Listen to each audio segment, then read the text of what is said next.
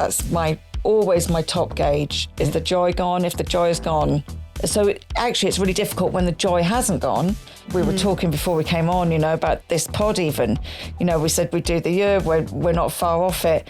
Do we continue, don't we continue? The difficult thing with this is it brings me so much joy. So sponsor us, and whoever left us a 1-star review, dead to me. Anyway.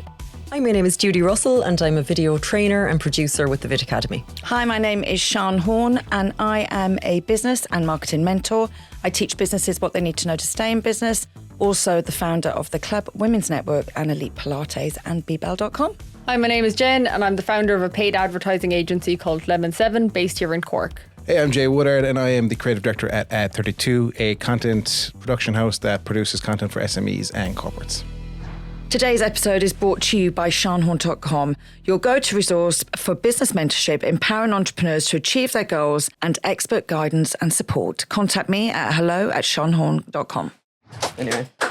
Because that is my most common comments. It's just so, they're just... And I don't know what it is about me in the last few days. I don't know if it's maybe it's like in bad form or just kind of in foul. I don't know. I've just been I've replied to people really brutally. I've just been, are you fucking serious? Like, you're having a laugh. I don't know how you don't do that all the time. Or the amount of people who message me and they're like, hey, a few weeks ago you posted a video about this. Where was that? I didn't get a chance to comment. Would you mind sending me the information? I was like, do I look like your fucking PA? I know. I sent that back one day. I was like, do I look like your PA? I was like, you'll have to scroll back and find the video. What do you do? So I was like... Keep this in the podcast. Yeah, please put this in the podcast. I find YouTuber comments are much nicer. Yeah, they are in general. TikTok has shocked me. TikTok's atrocious. I have my comments turned off. God, they're atrocious. Yeah. One of my clients is on there and they're vicious, and he laughs. He calls them, what the TikToker saying about me today, But it is hilarious that people think it's okay even. Yeah. But it is, I've just had the funny. I do find them really funny because it's just like, oh my God, how can you be this angry? I know. Yeah. How can you be that over angry? nothing? Yeah. You're talking about a free thing you're giving out. You piece of shit, how dare you? Jesus Christ, calm it down. Yeah, totally chill. And that's the flip. So that's like someone having to go for something being free. And then the flip is people complaining that something isn't free. Yeah. And listen, I'm tight as fuck, that. But at the same time, and I think the people that want the stuff for free are people that this is not a priority in their business. Do you know what I mean? It's like something they have to do. So they or do want. Yeah, like that. Absolutely. Yeah. But you've got to start somewhere, But your man, I'm going to move platforms. Oh, CapCut is going to be lost without you. What? Yeah. So, I had a comment on my video the other day, and it was I was doing free versus not free or whatever, and someone was like, alternative to YouTube, ? I was like, just relax and watch the ad. It'll be fine. Yeah. I was like, don't want to use anything owned by Google. And like that, I was like, oh, they'll be lost. What are they going to do without you? What are they going to do without your data? Profile picture monster from Aliens. Do you know what I mean? So stupid. No, it's hilarious. Fair play to them, though. Actually, I was showing the girls captions this morning, because I did download the AI. I'm having so much fun with it. I haven't put anything out there yet, but I was showing the girls this morning. I had breakfast with the club, and they were like, Jesus Christ. And then one of the girls runs an online website that recommends families where to go around the country, and she uses a lot of ambassadors. And I was like, come on, let's make one of them an ambassador. So I pulled up the AI and we picked Cheryl or whatever her name was. And I said, and she goes, okay, so can she say this? And I said, watch this now. And I said, tell us about hotels in Cork. And it was so good. Oh my God. And she was like, okay, I actually feel violently sick. Yeah. I was like, but I was like, look, these could be your, you can give them scripts, they can be your ambassadors. But yeah, I love showing people that new stuff. I still, personally, to me, I still see just that uncanny valley. It's AI that just, there's something not right like about a that glitch person. On it almost. Something, or the eyes, I'm like, there's something not right about this person. Yeah. But again, that will draw attention as well, because you're like... There was one mistake that I saw was really interestingly corrected where it's a known thing, I suppose, among doctors and nurses and stuff, that the glimmer in your eye. So when we look at you see the bright little white square. And that's a massive thing in cartoons as well, that people kind of color that in. When you die, that's you can't see that anymore. So it's Okay, what are you talking about? When people die, the glimmer's gone in your eye. You see the white kind of square. You know the white little square? That goes away apparently when you die. So like a big thing with fluid with AI influencers, they don't have it either. They didn't have it for a while, and now they have to artificially put it back in. Oh wow! Yeah. Okay, sorry. But you wouldn't be looking at many dead people's eyes, like no. Actually, and that's one thing. To be fair, that's one thing. When we're from across the water, we don't go and do that. No. I remember the first time I had to do that. First thing I do, check for the glimmer. But even, oh my god, I couldn't cope at all. Let's not talk about funerals. No. Yeah, no. More chats about that. Yeah, no, thanks very much. But I didn't know that. That's really, really interesting. Those small things. Yeah. And actually, when I was putting, because it says to you, like, make a face like this and make a face like that, go, ooh, ah, and all this. Yeah. When I was doing it, I was like, like the end of the day looked rough as, like, ooh, ah, like. And so actually my AI is hysterical. And I'm like, I can't delete it, though, because I always have to remember that's the first one, but I could never put it out. Yeah. Certainly, like, gotta do hair. I'm in the back channels with HeyGen on their newest avatars coming out, because they're setting me up with the automations and all that suite of things. It's insane what they're launching and stuff. But one of the things that they have publicly released is your avatar will be able to join your Zoom meetings on your behalf. That. Yeah. So you can't trust that though. Like, well, it'll join your meetings for a while with you. So your camera be off and they'll be on, is it? Or you can just send them and they'll report back to you. So, I mean, from our perspective, that's different. Yeah. Now, from our perspective, it's like, me and you would be having sales calls with people. Like, they need to ask us questions. But for lots of people, you could just be sitting on a Teams call or a Zoom call or whatever the case might be, just to take notes or just to be up to speed with something that's going on. And why not have your AI report back to you in that instance? Fair enough. I don't think I'd appreciate having the meeting at the moment. Now, I'm not saying I will feel like this in January, because I think, there's lots of things that I feel very comfortable with now that I probably didn't 2 years ago. Yeah. But the amount of people that I see that have like taken a picture of themselves to put up on the Zoom that kind of looks like they're listening. So their head is tilted. Yeah. Like, they annoy me now. Yeah. Do you know what I mean? Or camera off annoys me. But so I'm kind of like, if I'm having a meeting, like I love people. I really love people. Like, I still like to go into the bank and speak to the teller and say hi. And so I am scared that we're going to lose that. I make a beeline for that self-checkout. No, it's not for me. I like, even in Tesco's, I always go to the bip, because it's the same girl. The bip. It is though. Bip, bip, bip, bip. Listen, there's plenty of times I go, oh, I'd love that job. You're just sitting there, she's chatting away. I cannot grab one of those handles faster where I'm scanning myself, don't talk to anyone, in and out. Yeah. It all depends on convenience. Yeah. I like people. I love talking all the time. I get wildly irritated then if, like, even there with the insurance company I was on the front or whatever, if they were like, you have to go down to our branch, I'd be like, fucking cancelling. Yeah. Really? And then I ring them and say, can I just pop into your branch, please? Because I just want to speak to a human. I'd be like, no. Yeah. It's because it all depends where you are as well. If you're overstimulated, if you just couldn't be arsed doing anything. Like, I bought my wife a t-shirt. She gets overstimulated quite easy. Yeah. And I think, like, you'd appreciate, it's a picture of like a cowboy frog. Yeah. It's like, hold on, partner, I'm overstimulated. And she loved it. I was like, but she gets overstimulated very easily. I think she has a bit of tinnitus in her ear, so like that just triggers everything for her, and she just. But it all depends where you are in your mood and what you're doing. Like, again, most of the time I'm just trying to get in and out as fast as I can. Yeah. No, I'm going for reason. Like, even if there's like 6 people in the queue for the teller, are you still going to the teller or are you going to the ATM? Depends, actually, because I know all the tellers, right? Some of them are shit, so I don't go in their queues. There's a couple of people that I just avoid their queue. But would you go to the self? I would choose a person over self. But actually, do you know what? I'm actually going a bit too far now, because if I'm just going for a quick shop, I use the gun, go through. But actually, even in Tesco's, when you use the gun, then when you go in, I still end up chatting to the girl that's just hanging around to check that you can use the gun. I just like them. But this is it, like the fella you said, I'm not going to use Google. Or was it yourself that said, I'm not going to use Google? He'll get you a club card. They have his name and address and everything he eats. Ridiculous. And all the details he wants and products he eats. But he's like, I'm not giving Google that kind of stuff. Jude is going away, and I stayed in the hotel that Jude is going away to this weekend. I'm jealous because I got to know, like, the staff really looked after us. Like, if I'd gone and a robot had taken my order, it wouldn't have had the same feel for me.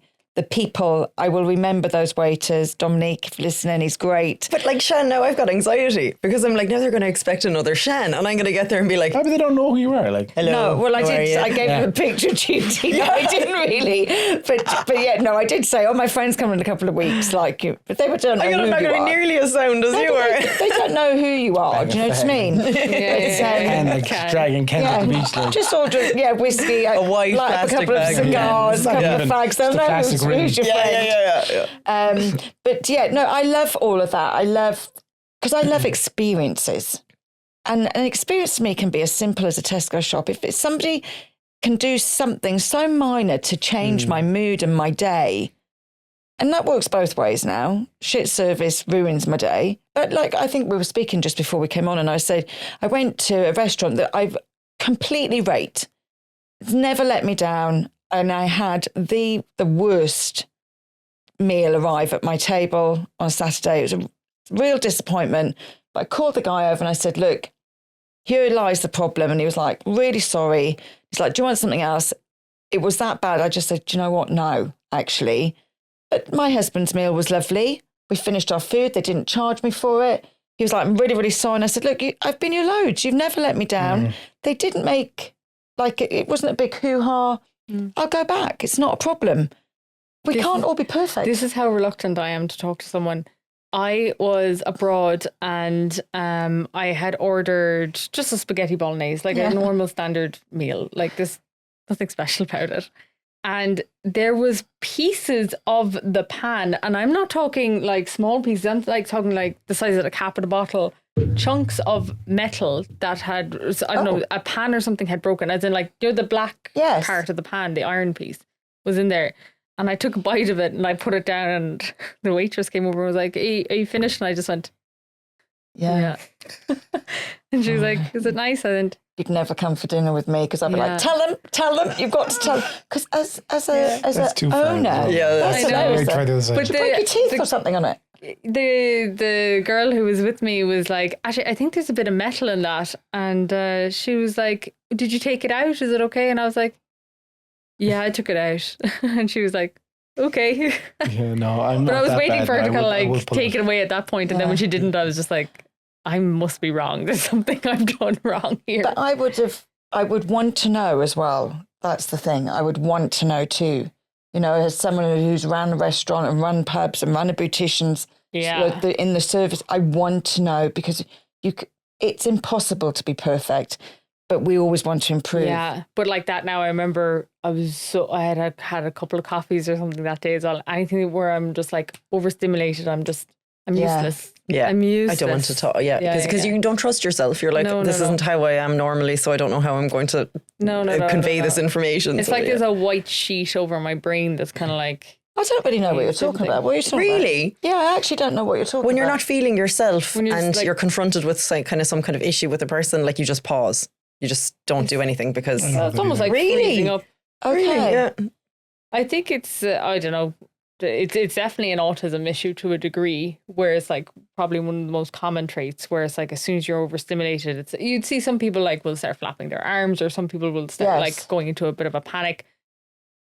Usually I just glaze over into some sort of like... Because people are asking you too many questions, too much information? It could be, or today now I had 2 cups of coffee and I think I'm different. Yes. But my nervous system is so stimulated that I'm like... And would you find like ticks and hands and stuff? Yeah. Like after the second coffee, I was like holding my hand like that in the meeting I had this morning, and all I could think about was just keeping my body steady. And what changes that for you? Like, because from the feeling that you're describing to me, I would go and have a nap. I was just thinking that's what I do. That's the only thing I can do to reset myself from that. Exercise will, for me, it's something that I'd have to do something that'll actively shake the energy out of my nervous system. The same as like, so like a lot of like, especially younger boys with autism will just like shaking or like start jumping or whatever the case might be. But for me, I usually maybe just go for a run or something instead. And it's funny, actually, I was at this thing the other night and the woman kept asking me the same question in a different way. Yeah. And I kept trying to finish the conversation because I didn't want to speak about the subject that she was speaking about. Yeah. And then she asked me one more time and I did not snap, but and I said, no, you're not getting it. Yeah. There is not an issue, but that's it, like. And I was like, got it. Did you feel guilty for that? Well, I felt dreadful. As I walked away and I went, I think I was sharp then. But I think that's the other side. We go too far. Yeah. Like me and the podcast to you, I attacked you. Like, do you know what I mean? It just comes across like we're too far, but then you feel bad after it and that kind of stuff. And I find it with a white veil over sometimes, not if I'm overstimulated, if I'm just distracted. And I'd be at my desk and I'd be on my phone. I'd be like, I have to edit that. I have to do this. And that's where I feel like there's something between me and the usual me. Yeah. It could be tiredness, it's diet, it's that kind of stuff as well. It could be so many different things. I find like if I'm flying in terms of like had a good night's sleep, I've exercised, I've eaten well, I've done all the tick the box exercises that would stabilize someone's nervous system, then I feel fine. Whereas, but like all autism is like it's complete sensory. It's just your nervous system head to toe. So it's like too much sugar, this, that, and the other would just kind of make you on edge. Yes. I try and leave a situation as well. Like I was at another thing the other week and I caught a woman. I'm in that time of the year where I'm asking a lot of people for money. Work for a non-for-profit, social enterprise. It's physically soul destroying. It is really, really draining. But you have to keep doing it because you're not doing it for you, you're doing it for your army of people and you're going to get it done. And, at the same time though, I caught this woman kind of roll her eye out. I just caught out the corner of my eye and I just had to go outside for some fresh air because you have two options there, don't you? What the fuck are you doing? I fucking saw you. Yeah. That really has hurt my feelings. Yeah. Or go outside, talk to your phone and cry. She was a friend of yours or like no. I'm in a situation where, I'm having to speak to people and in a situation, when you're in a non-for-profit like I am and you're working all those hours for free, you go to a lot of these events where you are trying to pitch why your non-for-profit is worth the money more than somebody else's non-for-profit. And so you're trying to step up constantly. And it's knackering, like. Yeah. I don't know how people do it. Was that you in your car? And you came out and you gave a story. I've had someone just be absolutely horrible to me. Is that person, was it? No, that was another day. Oh, was it? That was another day. It's tough. Like every October, I'm like, stop doing what you're doing. Stop doing it. It's not bringing you any joy at this position. And then November comes and I go, how can I stop this? It's fucking magical. Do you know what I mean? Yeah. And you forget, and I think that's why actually sometimes it's really important to write down things you don't enjoy. Yeah. Because we do forget, because our brain teaches us to forget. I remember going actually to some do once at Christmas time and I was like, God, I really hated every minute of that. And I was like, I've been to that a couple of times. Why do I keep forgetting? And I wrote on my calendar for the following year, do not go. Because I just never enjoyed it. It's interesting because even like a few days last week, kind of leading into the weekend, there was people in the house, like guests over, and it's a lot of extra energy when people are around or whatever. I had such a great time. It was wonderful. I couldn't even speak yesterday. I couldn't even like get words out. I was like completely, and that's probably half the battle of kind of today, yesterday and the day before as well. But I was just like, couldn't get words out, nothing. And then I went to the gym last night and I was like, okay, I'm starting to feel kind of a bit better now again. But I remember even thinking to myself, I was like, when I was young, I used to think that every time that like you did something good or fun or like really outgoing, that the almost like some sort of, I don't know why I had it in my head like this, but some sort of karmic balance meant that things were bad straight. You had to prepare yourself for like 2 days of bad afterwards. I know that, yeah. But it wasn't. It was just the fact that I didn't know how to self-regulate myself. Like what I should have done the last few days is then like, okay, you're doing 10 activities. I'm going to partake in 6 of them, and I'm going to like just wind down and recharge the rest of it, as opposed to like just like ripping and being like, I remember even before going out one of the nights, I was like, right, okay, I'm ready. Let's go. You know, just kind of like completely amping myself up. But like, I was like thinking back, I was like, you know, the amount of times I said no to things, even because I was like, oh, I don't want the bad afterwards, as opposed to, so like, it's a weird one. It is a strange world. It's getting that balance, isn't it? This has definitely been a year of saying yes to too much for me, and next year has to be my year of no again. Saying that, I always felt just exhausted after networking events. Oh, yeah. That's going one that'll burn me for like, 2 or 3 days. There's maybe, and I know it kind of defeats the purpose, but there's maybe 10% in that room that I actually find interesting or want to speak to. Yeah. And I know it's about meeting people who could connect you with other people and this kind of stuff, but I always found that the give and take was just such a pull on the social battery. Can I ask you a question then? Because we're in take 9 recording obviously today in this amazing studio. This morning they actually gave us for free the downstairs and the facility to do a club networking session. And I love that kind of networking. Could you see what we do different there? Could you see that we don't just stand around giving out cards, talking shite? Well, there was a nice approach where you're not allowed to talk about your own business. You have to learn about the other person, which I thought was nice. But again, that still is, to me, would be socially, because I'm trying to remember, I'm awful at names. Yeah. I'm really bad. So if you're like, oh, what did that person do? I'm like, I don't know who that person is. Like, but I guess if you help point, but yeah, I can see somewhat of a difference, definitely. But I wasn't talking to many people, No, but and obviously the people that I did ask to speak about other people's business, I did let them know that I was going to do that. Yeah, because I was just shooting BTS, so I wasn't involved. I was just shooting BTS for Leish. I jumped out and got some stuff for her. But the reason that we do that is because I spent years being bored at networking sessions or hiding. I always used to hide behind my mate. Just stick my head out. Oh yeah, that's where you'll find me at a network event. Hiding in the bathroom in the cubicle. Yeah. But like, I don't love the two on the outside, so I'll be in one of the middle ones. Yeah. Looking for me. I remember the last time I went to a breakfast event, not related to any networking group or anything like that. It was just a breakfast, and my car was broken, so I can't remember how to get into town. I hadn't worn heels in like 2 years, but I felt the need to wear heels. So I got up like, I don't know, 4:30, which I hate getting up early. I don't know why I had to get public transport or something like that. Anyway, got to the event, ate too many sausages, like ate the shit out of it, and then had to walk down to the marina in my high heels to meet my mum. And I remember like crying, my feet were bleeding, and then vomiting into the grass because I had too much. And I was like, I am never going to a breakfast event ever again. I'm sorry. It's not my thing. I'd be like, ooh, orange juice. Nope, too early.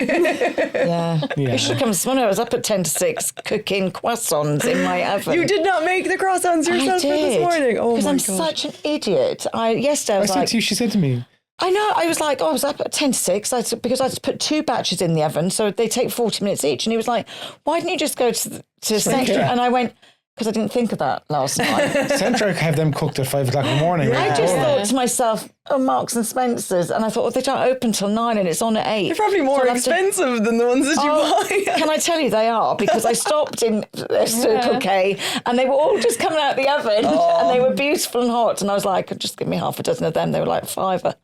Oh. But the things I do, and then I go, Yeah, it's always the way, isn't it? Just don't burn yourself out, because once you're burnt out, I find that with anything, if I get to that point where I'm done, then it's done. I can't put myself back.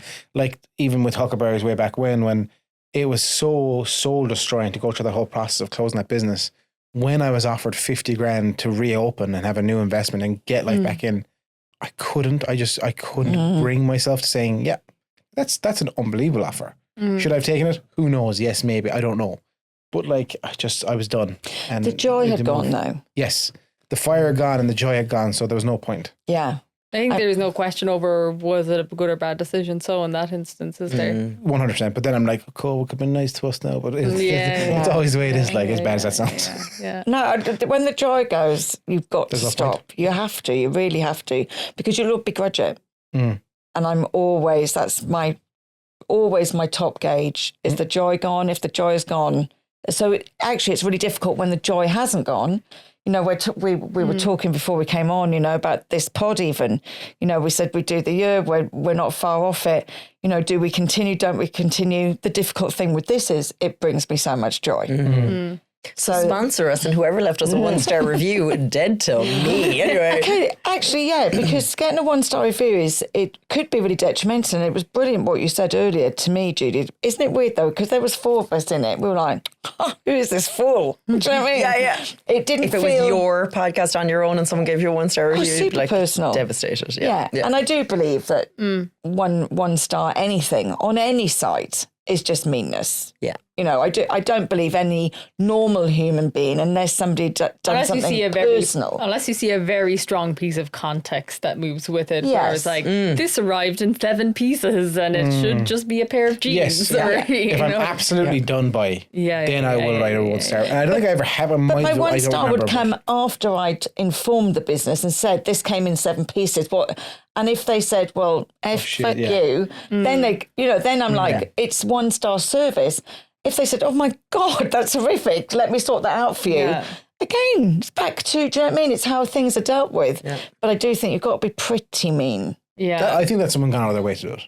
One of us has pissed someone off, or someone doesn't like one of us. I think it was that woman that eye rolled me. Do you reckon it was that prick I met the other day? It could have been this guy who commented on my what I put up on LinkedIn the other day. Let me just grab it here now. You can't have got a mean. Actually, has anybody got a mean comment on LinkedIn? I've only ever had one rude one. Well, this isn't rude, but it's just like ridiculous. So I put up a video about this testimonial structure that you can use with a tool called Klaviyo, where if you send out a request for a review, if they give you 4 stars or more or 5 stars or more, whatever you set it to, it'll just go straight through to your website. Great. If they send you 3 stars or lower or 4 stars or lower, it will send you a customer feedback ticket instead. So it gives you the opportunity to fix it or whatever. So this guy commented, so you're advocating only, that's because it was all caps, publishing the good reviews. Isn't the whole point of a review capability to provide an honest and fair review of a product or company? But I was like, yes, I believe that companies have every right to decide what to put on their own website and deserve the chance to rectify issues as they come in. Have you ever seen a B2B company with a negative review on their site? 100% not. With e-commerce B2C, they're collected at a much higher frequency, and this provides a control that allows the company to have a ticket flow to resolve issues. And this guy looks like he's a fractional CMO in B2B companies anyway. So he replied, well, why not go and get some real testimonials? And I was like, no, they're not fake testimonials. They're feedback that categorize into 2 areas, promotional materials or issues to resolve. And he replied, interesting perspective. So this is where the autism kicks in, right? I thought he was like, oh, he's clicked with it. Fantastic. So I replied, look, here's a little guide to set it up if you're more interested in finding out how it works. You know, I sent him the link to Klaviyo because I thought that when he said interesting perspective that I had turned to, and then he replied, the funny thing to my comment as if to say, you fucking idiot. And then I was like, I didn't click that. You know what I like about the idea of that though is I have a lot of clients that really fear reviews, and I don't think people should. No. But that gives them the opportunity to feel confident and comfortable to start accumulating them. Yeah. Do you know what I mean? You're not going to put shit reviews on your website. No, you're not. Whatever about Trustpilot and other things. You should have the option of not wanting to put it on. It's different for Google or Trustpilot or whatever, but it's your actual website. Yeah, that's fine. I don't have a problem with that. I had a client and I was like talking about reviews and she's like, oh, I thought all reviews were made up. And I was like, no, they're not. You send them out. It depends where you want to put them because in my businesses, actually, we always go for Google reviews just because it's easy. But I think I was saying to you, we once, years ago, we got a 1-star review on Google and I was like, I'm not having this. So I looked and you can go obviously into that and all of the reviews that this person had left were all 1 stars. And I could prove to Google that they'd never been in our business. They weren't anywhere on our site.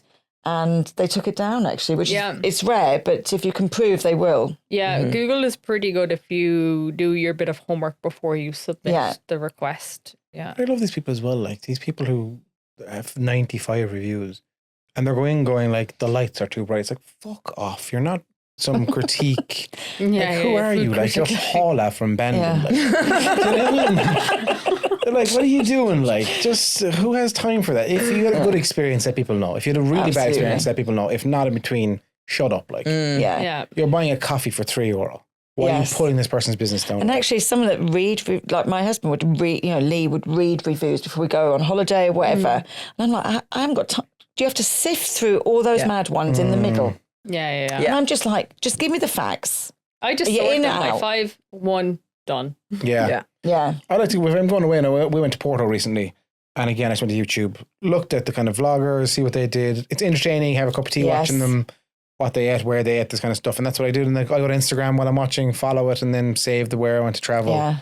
And then when I land, I go, like, if I'm in the main city in Porto, that place is half a mile away. I'll walk to it and discover the city that way. That's what I always find the best. Does anyone use Snapchat? It's actually good for that location. TikTok is I love TikTok for travel advice. I have Snapchat still from Huck's days. And I have like, I think it's like 18,000 people on there. Oh, way. So it's crazy in the map when I zoom out.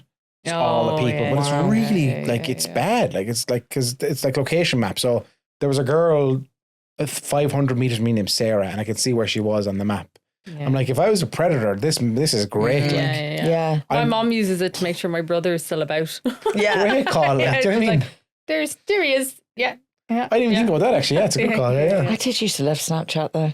I found it entertaining, but I've deleted mine. It was when they rolled out that big update that fucked it all up. Remember, some product engineer there. And Instagram had just copied them. Right. Yeah. So it really just, everyone just jumped. It was jarring. I loved that time though. I loved that time when you were watching to see who would jump. Who would bounce from Snapchat to Instagram stories. And there's still a lot of money to be made. They're really paying creators on Snapchat. Really paying them. I don't know if we talked about this. What was that audio? Clubhouse?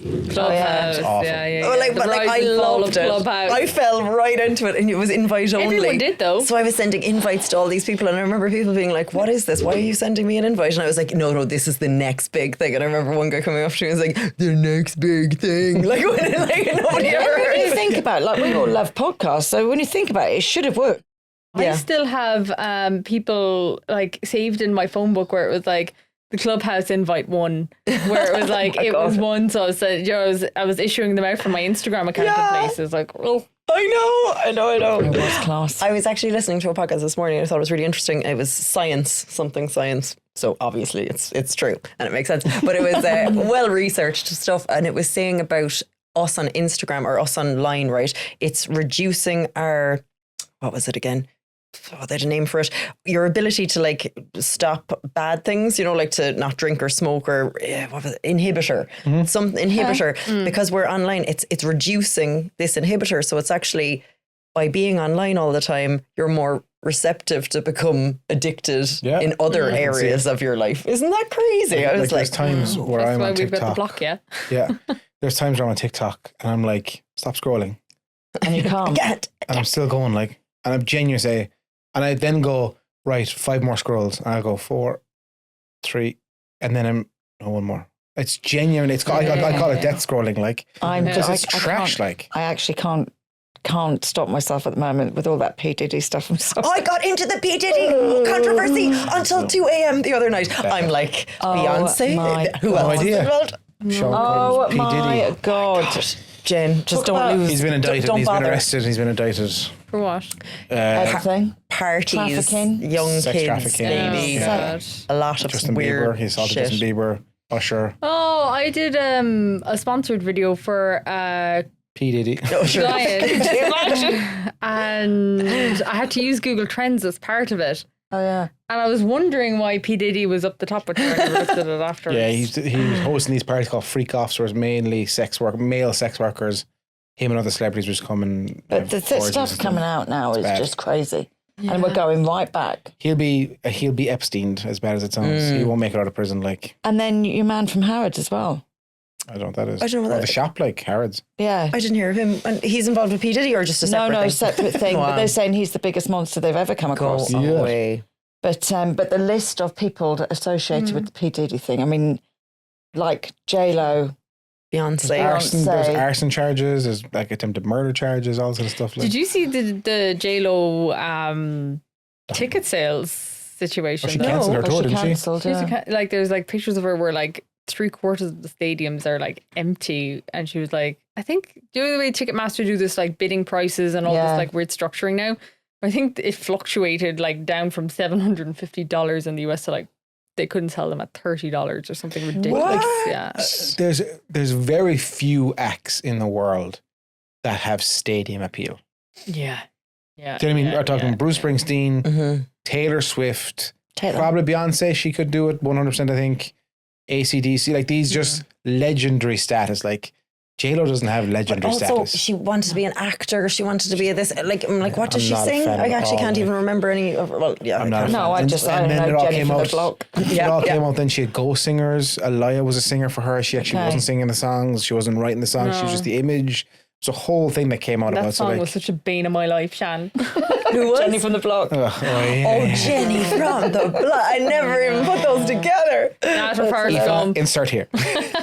What age were you when that came out? When Forrest Gump came out? No, Jenny from the block. Oh, that Jenny. I love you, Jenny. No, Forrest Gump. I was born in 92. Forrest Gump was 94, and I think J-Lo's song must have been around 2004, maybe. Ironic, Forrest was artistic. 2001, 2000. It was late 90s, early. Late 90s. I tried to not. What's that? It's just ironic that Forrest was the autistic one. I know. Like attracts like.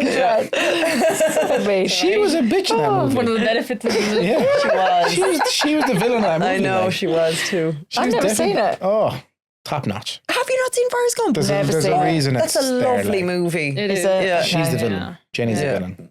I must have a look. I must have. As you stare at Jenny. Yeah. Jenny's the villain. Anyway, but are we going to start an episode? I know. That's mine though. I'm having that one.